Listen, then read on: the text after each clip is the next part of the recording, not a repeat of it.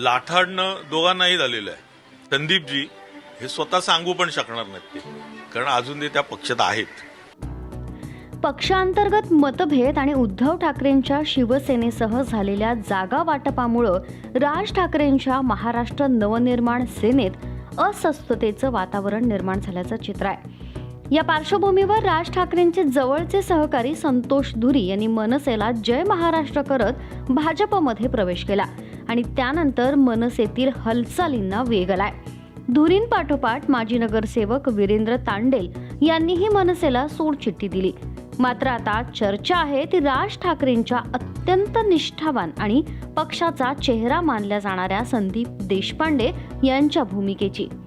संदीप देशपांडे मनसेच्या नेतृत्वावर नाराज असल्याची चर्चा दबक्या आवाजात सुरू असतानाच धुरी यांनी थेट संकेत दिल्यानं राजकीय वर्तुळात खळबळ उडाली आहे. सूत्रांच्या माहितीनुसार महापालिका निवडणुका झाल्यानंतर संदीप देशपांडे मनसेला रामराम ठोकू शकतात अशी चर्चा मनसैनिकांमध्ये रंगली आहे. ठाकरेंच्या युती आणि जागा वाटपाच्या चर्चेपासून दूर ठेवण्यात आल्यानं तसेच त्यांच्या जवळच्या कार्यकर्त्यांना तिकीट नाकारण्यात आल्यानं देशपांडे नाराज असल्याचं बोललं जात आहे. यातच धुरी यांनी आणखी गंभीर आरोप करत संदीप देशपांडे यांना माध्यमांशी बोलण्यावर बंदी घालण्यात आली असा दावाही केलाय.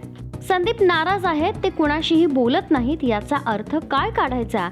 प्रमुख प्रवक्त्याला शांत बसवलं गेलं, आम्हाला दोन्ही बंगल्यांवरून लाथाडलं गेलं, आम्हाला तिथे किंमत नव्हती. मी संदीपला समजावण्याचा प्रयत्न केलाय, त्याचं मन मोठं आहे म्हणून तो अजूनही त्या पक्षात आहे.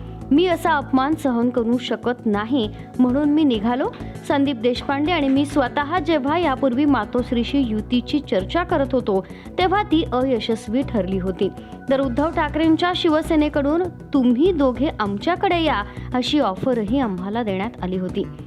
सस्पेन्स इथंच संपत नाही. आणखी मोठा इशारा देताना धुरी म्हणाले, 15 तारखेनंतर मनसेला मोठी गळती लागणार आहे आणि यात महत्वाचे चेहरे असतील.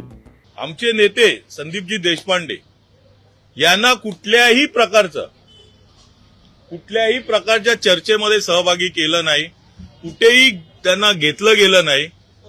त्याच्यानंतर ज्या वेळेला विचारणा करण्यात आली त्यावेळेला आम्हाला असं कळलं की वरून असा तह झालेला आहे की त्या तहामध्ये 2 किल्ले सरेंडर केले साहेबांनी.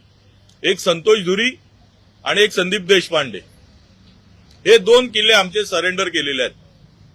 मग प्रश्न एकच उरतो, खरंच राज ठाकरेंचा एक निष्ठावान चेहरा मनसेला जय महाराष्ट्र करणार का संदीप देशपांडे कोणता निर्णय घेणार याकडे आता संपूर्ण महाराष्ट्राचं लक्ष लागलंय.